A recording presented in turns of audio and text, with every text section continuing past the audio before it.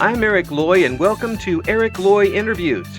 On this podcast, we talk with folks from the VTuber community on their channels, their talents, their stories, where they come from, and their plans for the future.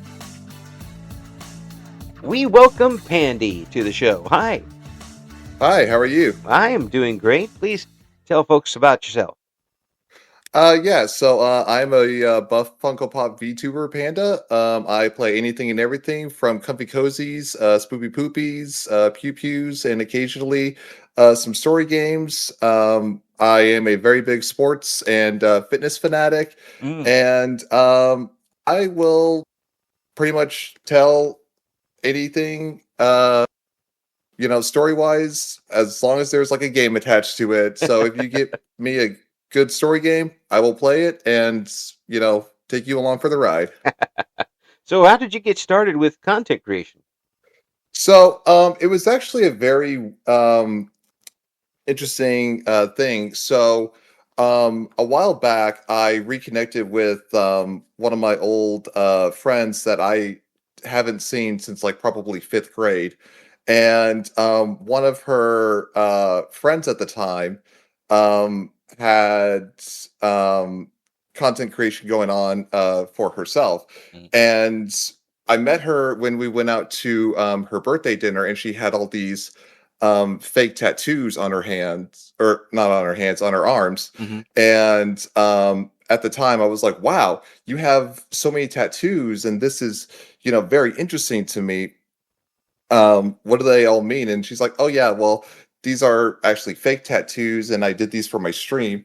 And I was like, oh, you stream? And so I went to go check out some of her streams, and then I started like to invest in it and everything. And yeah, it just kind of took off from there. You kind of got hooked at that point, anyway. Yeah, a little bit, yeah.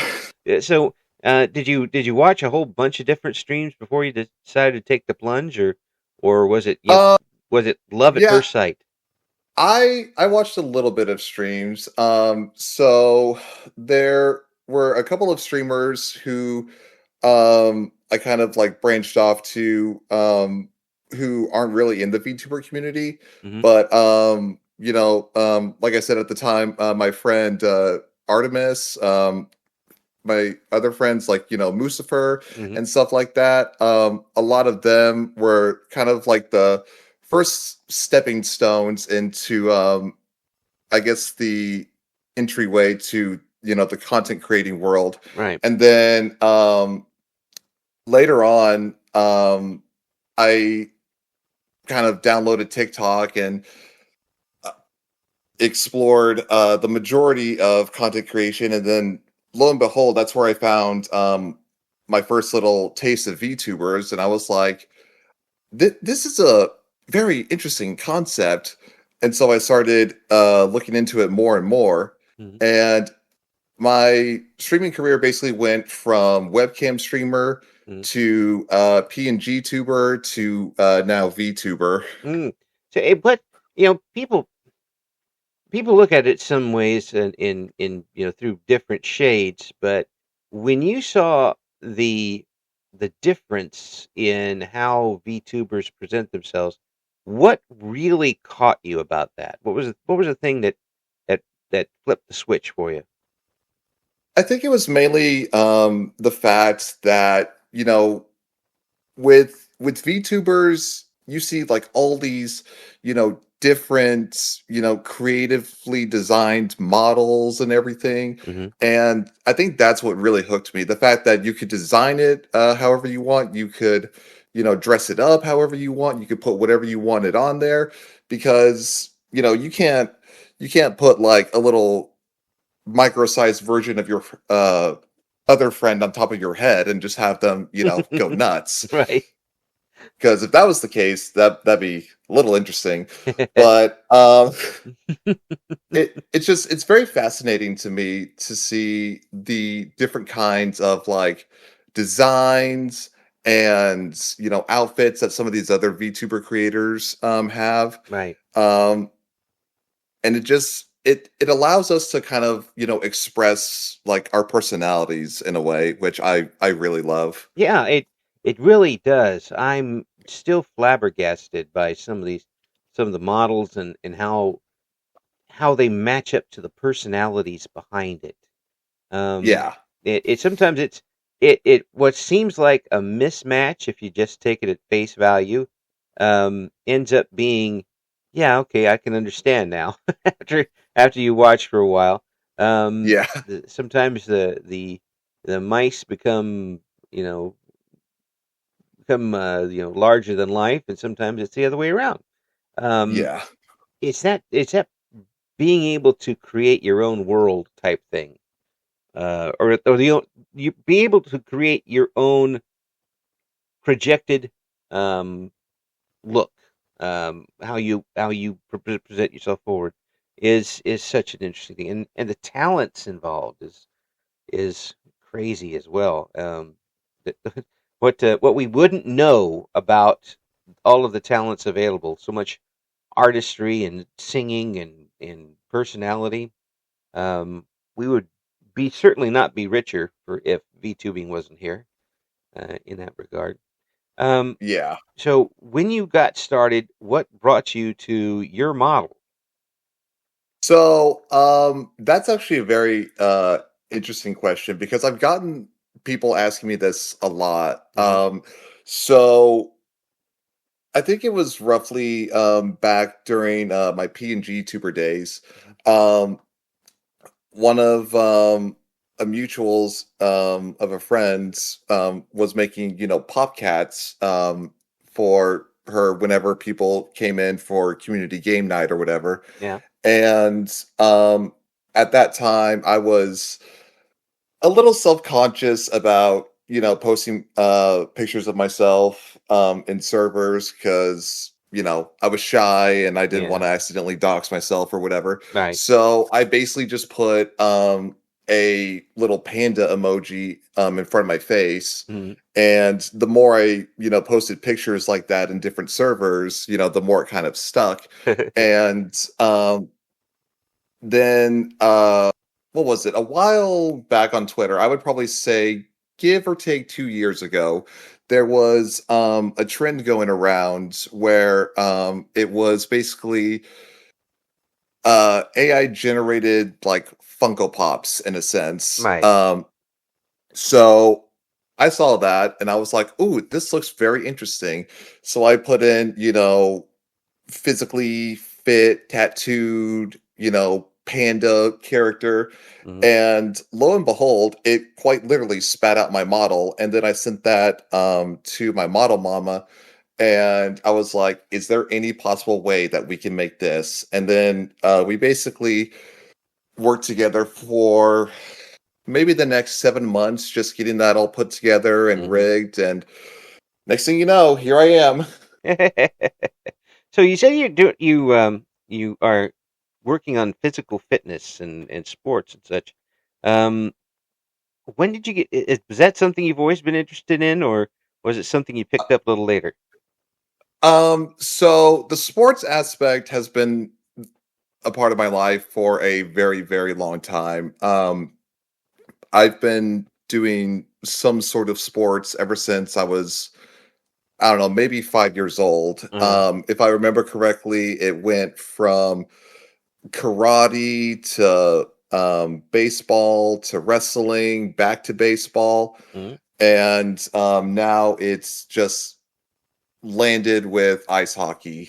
So I've Mm. been I've been doing that for about the last give or take 12 years with like some occasional online motorsport racing if you can consider that a sport. Oh yeah, I do. You got to be in great shape for that sort of stuff. Yeah. And your reactions have to be spot on, and you have to. There's too much involved in that to not call it a sport. I used to cover it a little bit here locally at the radio station. We had a weekly um, thing with the local dirt track races. Um, Okay. yeah, it was always a lot of fun to talk with about that, and then we had a little NASCAR segment as well. But the for you and baseball, I loved baseball. I love playing it. I'm not so much a big fan of what Major Leagues is like now. I think the Yeah. rules are stupid, especially especially the extra innings rule, which makes no sense at all to me. Why do you do that? But I loved playing it as long as I could. Played softball until the body said I couldn't do it anymore, and Uh-huh. it was just too much fun. It being a part of a team like that, I think this was really a big thing for me, and actually being able to contribute a little bit to that team, Yeah. and not just be the guy who drops the fly ball at the end of the game. Not that I haven't ever done that. Mm. Um, it doesn't haunt me for the rest of my life, that sort of thing. Uh, so were you like doing um, doing these sports in school or outside of school or what? So some of them were outside of school. They were just kind of, composed of like a whole bunch of kids that I either went to school with or that were in like the same grade as me. Hmm. The only um the only times when it was actually school related was wrestling my second time around in baseball Hmm. and ice hockey. Wrestling and baseball were high school, and then hockey was college. Mm. So we were on the college team or the college club team? It was the college club team. Ah, oh yeah, I covered the University of Illinois club team for a while, Oh, okay. and I know there was one year they went undefeated national champions. Which, Wow. yeah, I mean, folks say, "Oh, it's a club team." Yeah, well, you take any team and especially any hockey team and go through 30 some games without losing. Yeah. I mean, that's not the easiest thing to do. I don't care what was going on. They were really good at it, and the fans were amazing. Oh Uh, yeah. yeah, Like what was it? I believe this past year with the ungodly amount of college hockey teams I follow on, social media. right. I believe Oklahoma State went pretty undefeated this past year. I don't necessarily remember their exact record, but it was pretty gnarly. I think it was somewhere along the lines of like 28-0. Oh yeah. Oh, that's yeah. You people say, well, how can that happen? It can get away from you quick in hockey. If Yeah. two goals down going into the third period, that is Hail Mary time. Oh yeah. Especially if you got a really good team you're up against, and they actually do play defense. Uh, some I one I got to tell this story a little bit if you don't mind. One University of Illinois uh, college game I went to. It was a club team. They took on another team from Illinois. I believe it was Western or Southern club team. And the final score was something along the lines of 24-3. Oh Lord. Yeah, it was a absolute pasting, and most of the fans were pasted at that point. It was they might have snuck in a few things, um, and it was just raucous. The poor the other team substituted goalies like four times. Oh Lord. The last fellow that was in goal could barely stand up, and he at least was there to block the obvious ones that come at your Yeah. way. In the last period, a kid for the other team gets a breakaway, and it's basically just him and the goalie. And he's just, you could tell how excited he is because he speeds up, speeds up, speeds up. Hmm. He gets past the blue line and he revs up, you know, Brett Hull style to fire one in. Yeah. He swings and misses completely and trips at the same time, lands spread eagled on the ice, slides on his face past the goalie, and hits his head on the wall behind the goal and conks himself completely out. Oh boy. When I say cold as a fish, I mean cold as a fish. And of course, everything stops, and it turns out the ambulance could only get to the rink from the other side of the rink behind that goal. So they were escorting the emergency crew out Oh slowly no. and rolled him up and slowly brought him. I was like, oh man, that poor kid. He's never gonna live that down. Yeah, thankfully I haven't experienced any sort of injuries like that. Mm, Like the worst one I've experienced was probably back in my coaching days in Colorado. mm, It was quite literally the last practice of the year. And I was having my kids, warm up their legs by doing, figure eights mm, around the face-off circles mm. on one side of the rink, and one of them lost their edge, slid, and they were just, flailing their feet, Mm. and their blade got me, right on my ankle, pretty much Oh, right where my skate cuts off yeah, from the actual boot itself to yeah. my leg, Oh, and I was just laying there on the ice with a bloody towel covering that up, and oh, luckily I didn't have to get too many stitches, but there is a pretty gnarly scar there to this day. So yeah. That is really. I mean, it's obviously a dangerous situation. People are riding around on you know things that cut skin very easily. Um, yeah. yeah, I remember seeing a goalie get in the neck, and it was one Oh of the more yeah, gruesome the things. infamous goalie clip from I think the 80s, if I Yeah, remember correctly. and he survived, which I don't know how, seeing how it went, but um, yeah, that particular club thing, you could see anything at club hockey at that point. Um, Yeah. one fellow got ejected from the other team for swinging his stick at the crowd. Oh Um, boy. yeah, and another guy got ejected for punching the ref. So Yeah, that one I've seen a handful of times. that's pretty much automatic. Unless the ref, hits back, which I imagine would happen to some places. Yeah. But it was too much fun. If you get a chance, folks out there, to watch your local club team play, did you ever do the semi-pro thing? I tried out for a U20 semi-pro team. Mm, Didn't necessarily make the cut, but they did want me on the practice squad. mm. And at first I was like, "Oh, okay, yeah, that sounds pretty decent." But then they're like, "Oh yeah, we'll have you on the practice squad. It's going to be about $6,000 a season." I'm just like, "You had me on the practice squad. You lost me at $6,000." That's like what? $6,000 to get my my Yeah, butt it's checked like all I over the don't I place. don't want to pay $6,000 to be a training dummy and ride the bench all season. Yeah, yeah. Basically a tackling dummy for the team. And there he Yeah, is, and they don't even start practice, just wind up and smack you down every time they see you.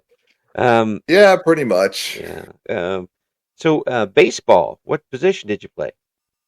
Uh, I played two different positions. So back when I was playing little league before I took a 6 or whatever year long break, Hmm. that was strictly catcher, mainly because my older brother, who also did little league baseball, he was a catcher, and I kind of really looked up to him, Hmm. and I was thinking, oh well, he plays catcher, I might as well do this so I can be just like him.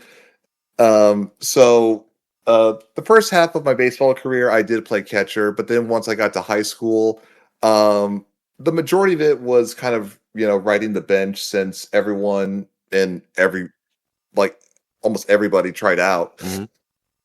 Um, and so Yeah, I was riding the bench for the majority of the season, kind of warming up the pitchers in between innings. Hmm. But then a couple of kids couldn't stick with it because of grades and the academic, Right.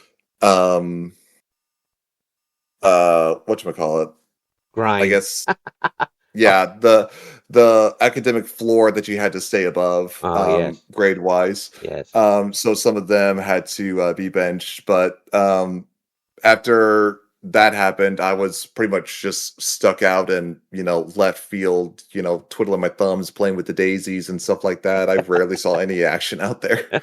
Oh, here comes the ball. I was like, oh, it's finally my turn. Yeah, I loved. I usually played in the outfield, which I wasn't particularly fast, but I would catch the ball when I got there, and I had an arm good enough for one good throw. And after I made that one good throw, it would throb the entire rest of the game. Like, please don't hit it to me. But I also played a lot of third base, which I liked a lot. Um, you get to do things at third base. Yeah. I played second for a while until I had one game where I committed four throwing errors from Oh dear. second base to first base. And once you get caught in that little thing, you can't get out of it. I was having the yips. So the next inning, it all happened in one inning. The next inning, they stuck me in right field because they couldn't take me completely out of the game. We didn't have that much players. First guy hits a line drive single to right. I run in, get on one bounce, and throw him out at first.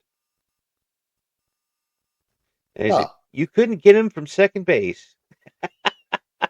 You got him from right field." I was like, "Yeah, well, you know." But it was a lot of fun. We played a lot of softball later too. What about golf? You ever get on the golf course?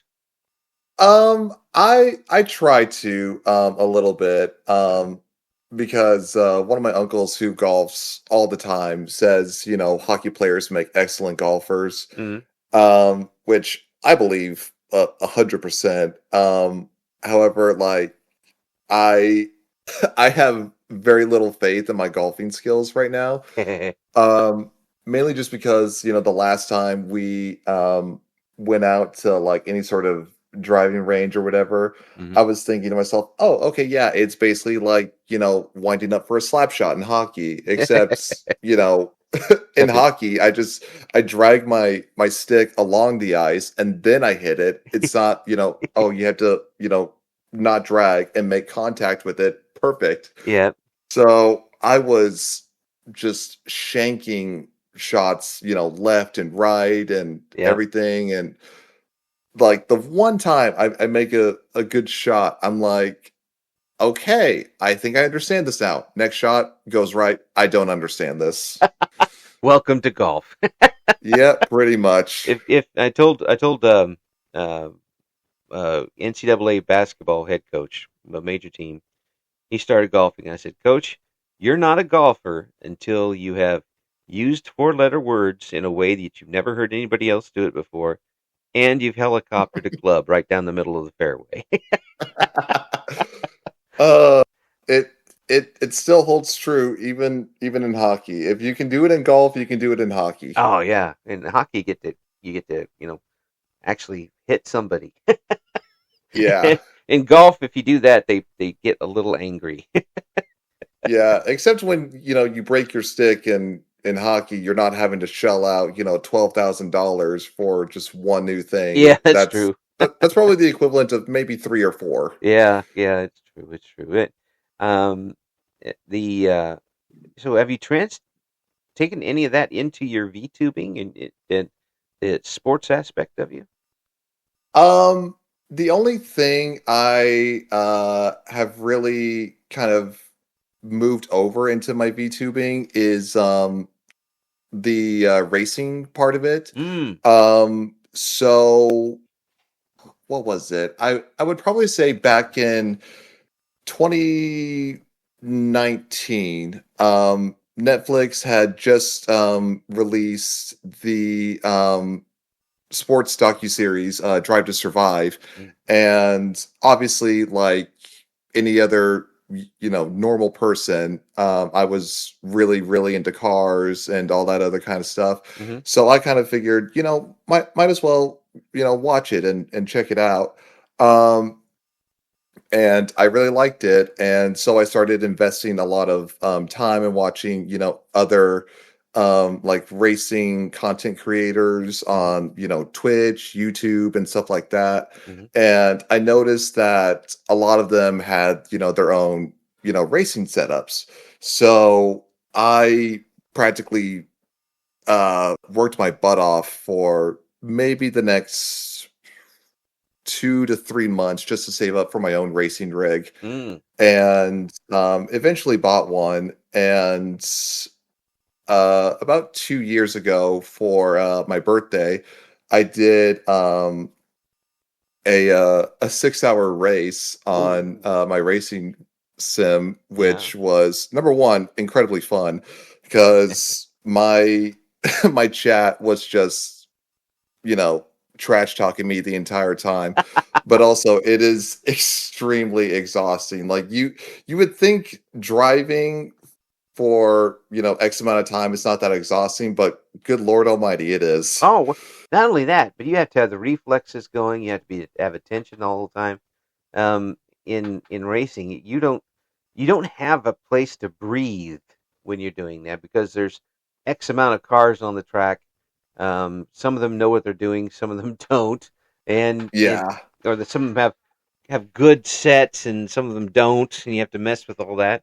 Um, Yeah. yeah, Like there's sometimes you don't even have time to breathe, and yeah. other times you don't even have time to blink. Oh yeah, absolutely, absolutely.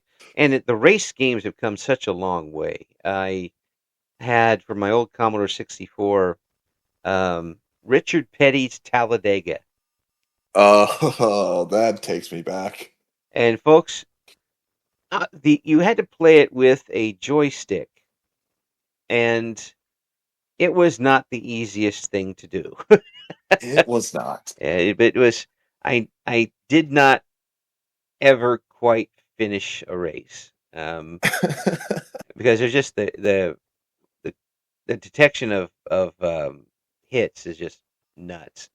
Plus, Richard Petty is always going to win, so you just Yeah. don't worry about winning because if you used up your fuel, you just have to go back in. You fall back down anyway. So, Yeah. um, Don't worry about winning, just worry about finishing. yeah, exactly. Well, there's, That's the main goal. there are a lot of people on the Indy cars that were doing that for a long time. I haven't released any, but they would get in and qualify and just enough to satisfy their sponsor, Yeah. and then okay, 2 laps in, go give it up.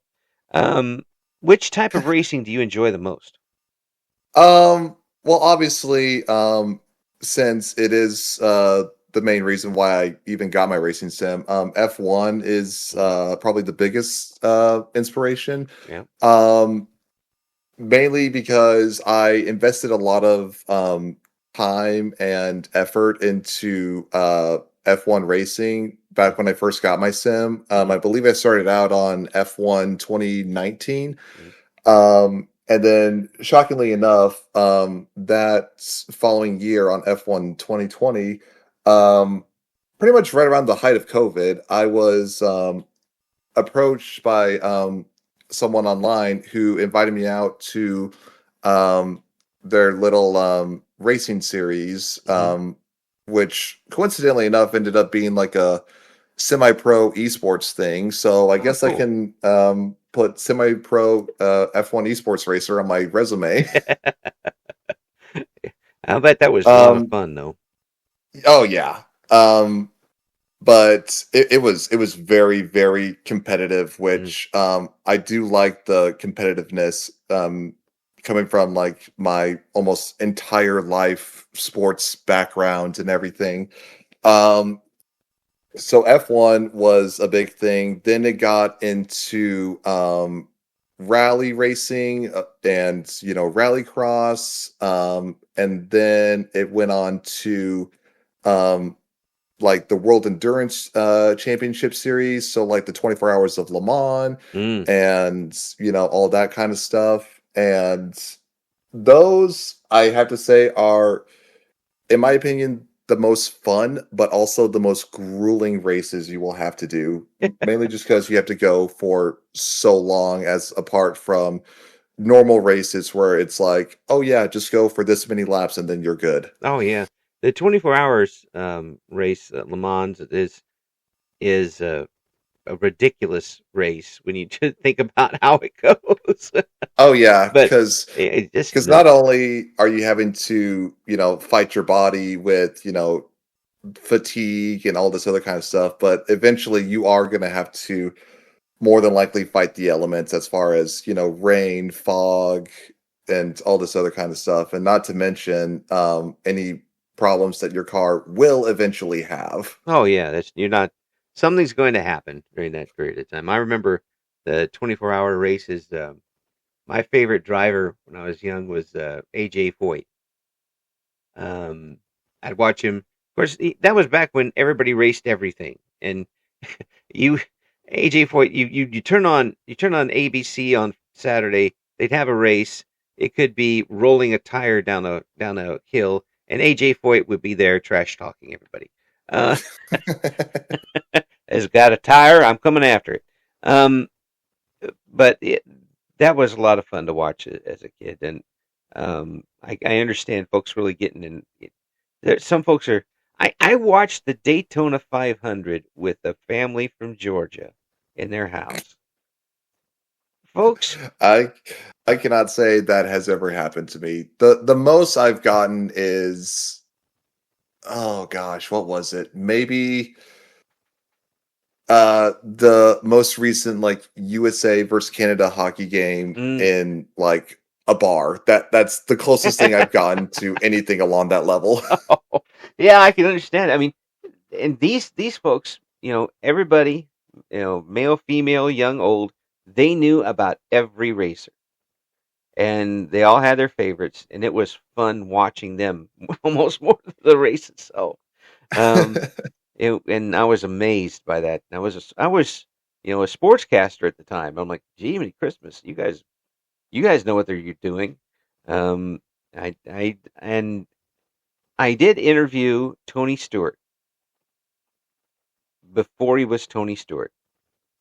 Huh. He came over. He was going to race at the Illinois State Fair in Silver Crown, I believe it was, and the NASCAR guy was always used to bring one of the racers in before the race. It was at State Fair, Illinois State Fair, and one time he brought in Tony Stewart, and we asked him, "What do you want to do with your career?" He said, "Do you want to?"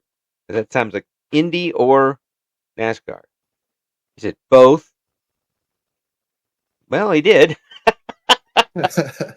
in one day, that sort of thing.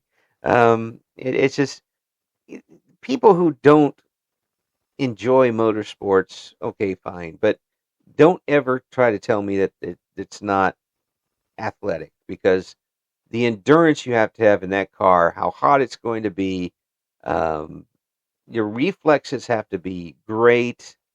Um, Sometimes your reflexes have to be better than your actual bone structure to Yeah. to do. Um, it, that's None of that stuff washes. You have to be in good shape to do that sort of thing. Yeah, like I always tell people, racing in itself, regardless of the tier level, whether it's, you racing the slowest car imaginable or, being, an F1 racer, Hmm. it's always going to be hot. You always have to keep your body well conditioned Hmm. to withstand, the G forces that you're going to have to endure in the corners and everything. Right. And you're also going to have to, stay calm under pressure. Yeah, you're gonna have somebody in your ear yelling at you, and you're gonna be you have to pay attention to everything going on behind you, in front of you, to the side of you. Um, you have to have that muscle twitch controlled, because the hands on the steering wheel, one twitch the wrong direction, and you're flying into the crowd sometimes. Um, Yeah. it's really amazing. Now, what else do you? We've talked about the sports angle, obviously, but on while you're streaming, what other types of games do you stream? That's a very good question. So right now, I like I said, I play a lot of story games. So Hmm. I've played things along the lines of like both the most recent God of War games. I've played Ghost of Tsushima. My absolute favorite games that I've played so far are the new Spider-Man games. Mm. So like the 2018 Spider-Man, Yeah. the Miles Morales, Spider-Man 2, those are my absolute favorite because I grew up idolizing Spider-Man almost like every other uh person my age, just saying, "Oh mom, I want to be Spider-Man one day." Yeah. I So I could those never are a lot of fun. I could never get over the heights. I mean, That is fair. I have to get off the ground? No. I shall be slow 2 feet on the ground, man. Yeah. Maybe even a cane so I could stay on the ground. Um, yeah, I can see that. I've watched some folks play those games, and again, you got to know what you're doing with that sort of thing. And does do you think that being in sports and keeping yourself in good shape helps you with these games as far as reaction time and that sort of stuff? Um well, the racing aspect definitely helps out with my reactions. Mm, Um but I would say with the majority of sports, so like, baseball, hockey, wrestling, those kinds of sports that I've done, mhm, it definitely helps out with like my focus and, spatial awareness, mhm, reaction time, hand-eye coordination, and all that kind of stuff. mhm, Because in most of these games, you have to, look pretty much all around in like the little circle of enemies that you got surrounding you and see, okay, who's going to attack next? Like, where's the, little indicator above their head saying, oh, this guy's about to attack. You need yeah, to time the block correctly. yep, Um, so it definitely helps when, um, you're kind of accustomed to that and, just kind of looking for, I guess, like that open opportunity to, I guess, make a game breaking play, if you will. mm, yeah, you have to, But yeah, that reaction is not always natural for people to have. Um, at least with the speed of the reaction, uh, yeah, and and sports will help you with that for the most part. If you're set up for it. Sometimes people just aren't set up for it. I mean, um, if you can't get on ice skates, you probably shouldn't be a hockey player. yeah, At least not that type of hockey, anyway. Um, yeah.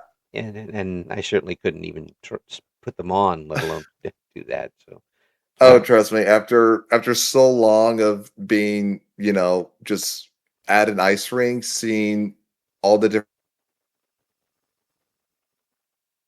try to tie their skates, but try to like walk and skate in them. mhm. I've seen it all at this point. Grandson likes getting out there on the skates and watching the local semi-pro hockey team play, which is Oh yeah, nice, and at it's always good for a medium-sized community to have that sort of thing going on. Um, yeah. so what are you wanting to do now with VTubing that you're been into it for a little while? Um, I would say right now my main goal is to just kind of keep pushing myself to grow, build my community, make more friends along the way, and just, create really fun times for not only myself, but also people who I would be, playing games with, and also my community and stuff like that. Mm. 'Cause you do have the voice and the personality for it for sure. Oh, Um, thank you. and doing these, I mean, it's very engaging, and that's one of the biggest things is making that connection with the audience. Was that tough for you at the beginning, or was it easy for you? It was very, very tough. Because when you first start out streaming, um I'm sure a lot of people listening can agree. it's very nerve-wracking, so you're kind of just sitting there, not really saying much, mainly just because either 1, there's, no one there, so you have, like, no one to talk to, or, 2, you can't really think of, like, a topic of conversation to stay on. Mm. So, that was one of the biggest hills I had to get over, but,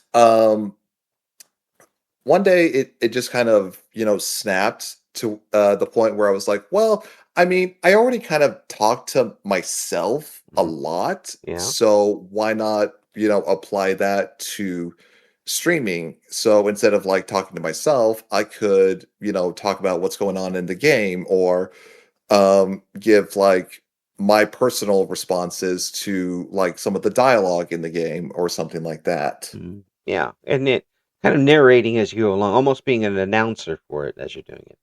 Yeah, or like a little side announcer or something like Yeah. that. Well, play by play as you going on. Yeah, yeah, Was like a character will say something along the lines of, "Oh, it looks like we have to go this way." I'll just be off to the side like, "Oh, really?" good choice. That's the only place that you can go.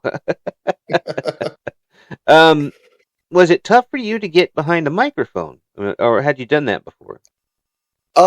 It was definitely tough for sure. Because when I was back in college, I tried to take a speech course for my major at the time, which was going into law. Hmm. And I, when I first got into that class, I was like, "Oh yeah, this should be easy." I get up to do my first speech presentation. I I was holding my breath for quite Hmm. literally the entire time. Yeah. So I was extremely nervous. But then, after I would say this is going to be a very big number, but after about like 20 or so times of hitting that go live button, it kind of, died down and whatnot. And Hmm. then over time off stream, I kind of built up my confidence with, talking in front of crowds Hmm. and doing stuff that I was uncomfortable doing in front of crowds, like, singing and telling jokes and Yeah. stuff like that. And then that nervousness kind of turned into confidence. And while I still have a little bit of that nervousness sometimes, it does help a lot. Oh, good for you. You're able to do that because, yeah, it for some people that just doesn't leave, and I can understand that for sure. I mean, I didn't like being up in front of crowds either. I could be, I could have 1,000 people plus listening on the radio, but I wasn't looking at them, and they weren't looking at Mhm. me. So there was a difference, big difference there, as opposed to being in front of a crowd of even 10 people makes a big difference. But Yeah. but it seems like you kept going at it until it kind of surrounded you rather than the other way around. It was kind of an acceptance for you of what is going on, and that's kind of settled you down. Mhm. And it again, it's nothing you can just go on and say, "I'm not going to be nervous now," and do it. It's still having the stick to itiveness to do that sort of thing, and you should. I hope you can look on that as something to be proud of because not a lot of people are able to do that.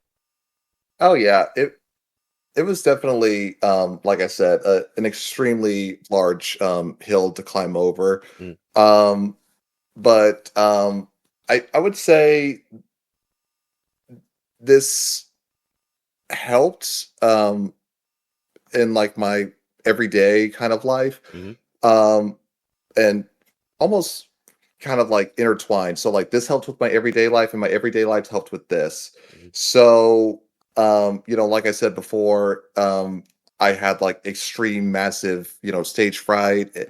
and whatnot.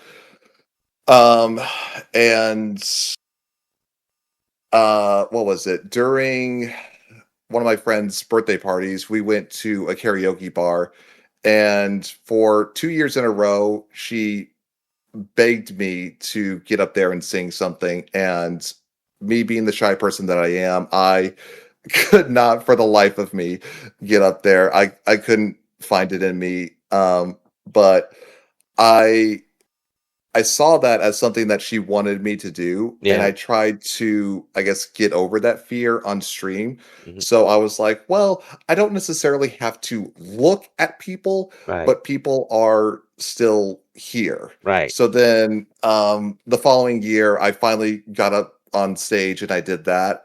And then that kind of died down the anxious part of streaming in front of a large group of people. So like if I had 15 to 20 people in my stream before, I would be like, oh god, what do I do?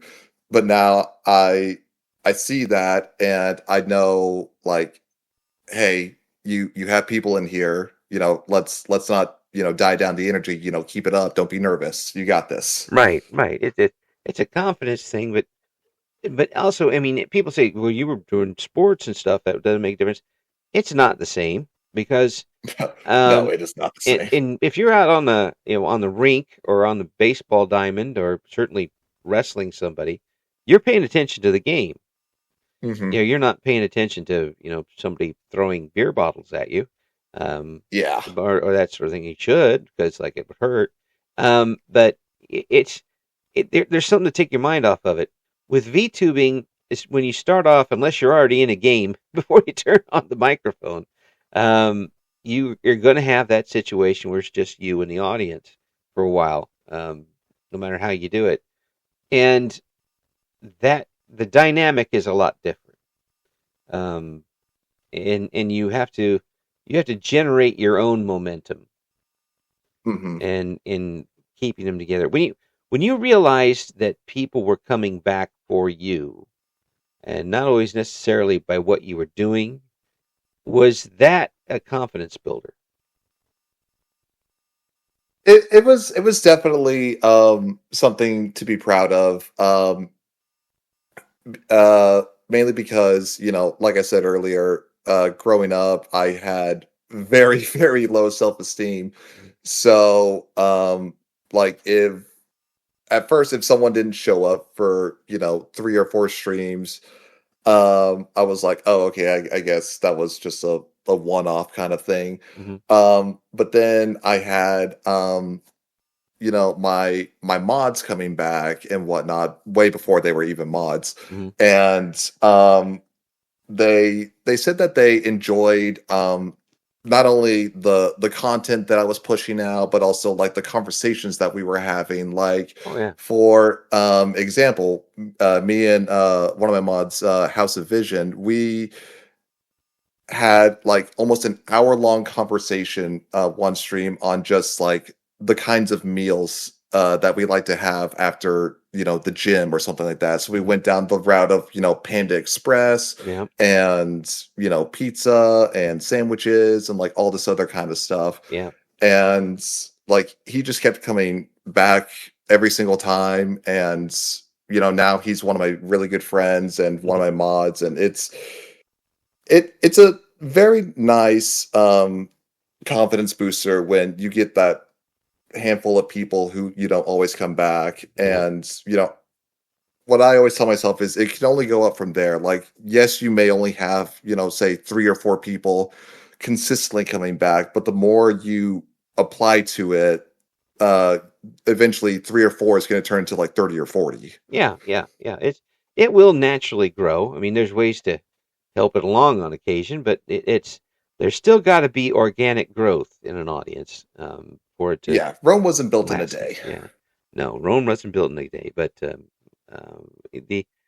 you can get the outline of it anyway.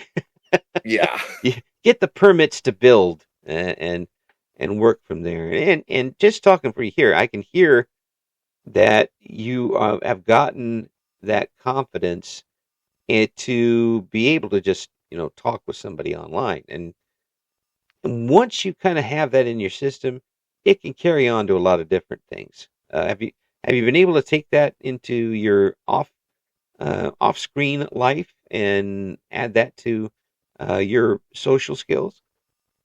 Yeah.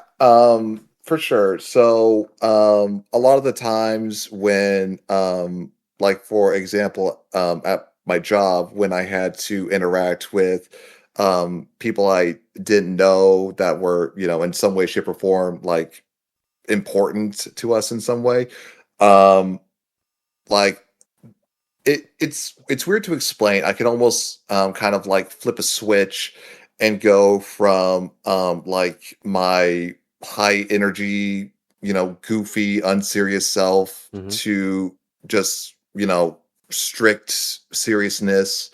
So I could go um basically from, hey guys, I'm Pandy. How are you guys doing today? To basically, good afternoon, sir. How are you? Yep. I go from my very goofy self to my only slightly goofy self, Yeah. and just to get along at my job. But it just really sounds like you've taken to this. Are you satisfied with how the channel's gone and your streaming has gone, or do you have any big plans for changes in the future? Um, I mean,